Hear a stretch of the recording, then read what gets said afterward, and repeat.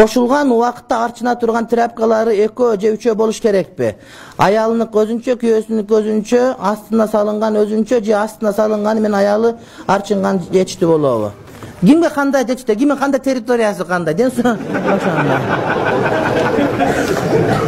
Азыр деген салфетка деген чыгып калган, мына окшогон толуптур. Ушунда башыңа коюп аласың, иштете бересиң. Илип аласың.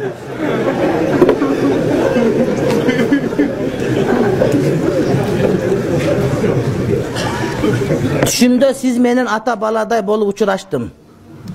Ал боюнча Айша энебиз айткан риваяттар келет. Кайсы бир аял киши ошол күйөөсү менен болгон мамиле ушундай даярдабаса, ал жакшы аял эмес дегендей мааниде.